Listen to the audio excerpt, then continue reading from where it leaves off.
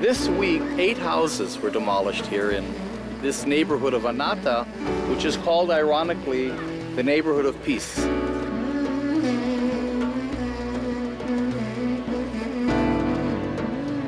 This is 10 minutes from downtown Jerusalem. Up here on the hill, we passed one demolished house. Here's one that was demolished 2 days ago. And this one was 2 days ago. But how does the common Israeli react to this? Israelis don't know, and Israelis don't care. Or they'll say, okay, why was this house demolished? Because he's a terrorist. You say, no, he's not a terrorist. He didn't have a building permit. So they say, well, okay, so he should be demolished. It's an illegal house. They don't get into all the fine points of why don't they give permits and what is the political agenda behind all this, you know? So that's it. It's over. It's a non-issue. They built illegally. Let them get demolished. This is the house that we rebuilt for the 5th time. So we can go in and meet the family. Yeah, let's talk.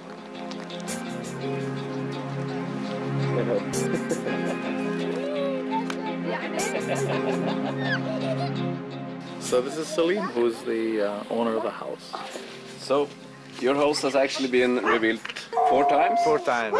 Have you ever felt like giving up? No, because we are looking to have a home like anybody in the world. I have never been arrested by Israeli government. I have never made a terrorist thing, as they are saying all the time. They are giving the image to the world. They are demolishing the terrorist people houses, and this is not true. So I'm here, and I will stay here until I have a home like anybody in the world.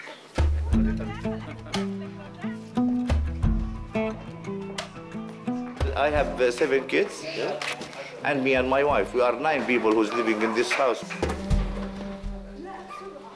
First time they come and demolish it, you know.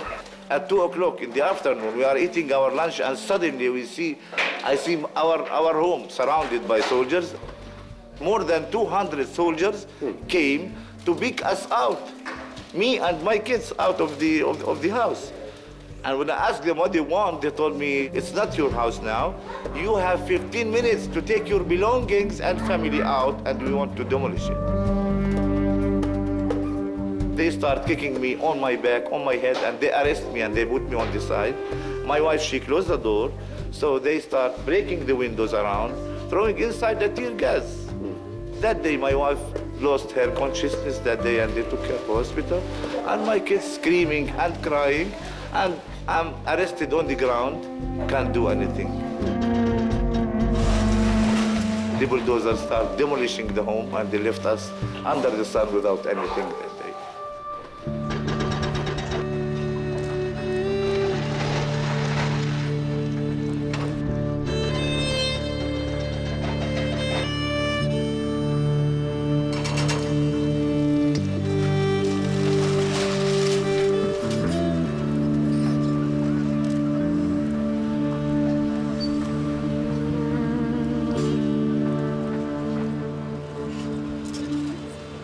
The demolition of a house is the demolition of a family. The kids are traumatized. I mean, the kids are like walking traumas. And the women suffer because they lose their whole domestic sphere. The men are humiliated because they can't provide and protect their family. I'm a father myself, and I'm thinking, what is the feeling as a father when these things happen? You know, when this happened, I feel hopeless. Because, you know, all your savings and all your life, when you put it in a house, and then they come and demolish it in front of your eyes. So my feeling is, you know, that I don't want this life. I don't want it.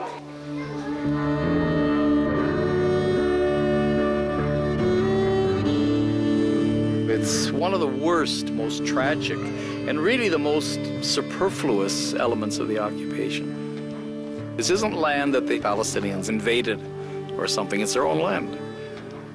And not only is this house torn down and they lose their family savings, but they have to pay for the demolition.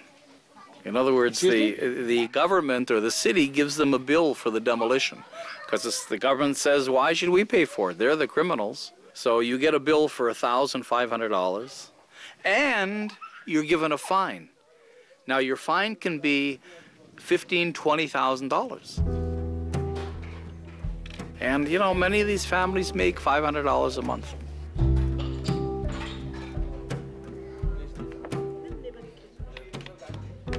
I bought this small piece of land from its owner, and I registered the land in my name.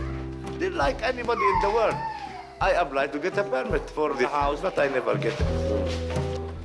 The Israeli government simply say, look, this land was all zoned as agricultural land.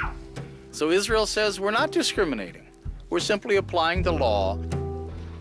Now, if you look around here, you can see it's very cynical. This has never been agricultural land. Now, if you're in Oslo and you don't know, you haven't been here, and you'd say, yeah, you know, in Oslo I need a building permit to build a house. It makes sense that this guy does too, and if he built without a permit, well, then his house is demolished. I mean, it makes sense unless you're here. But it's just a game, it's just a facade.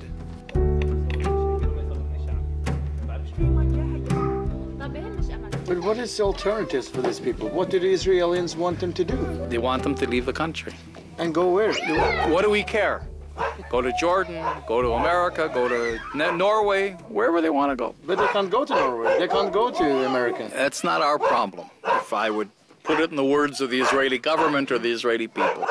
They don't want us here, but they can't say, okay, get out of here, because all the international community will stand and say, what are you doing there?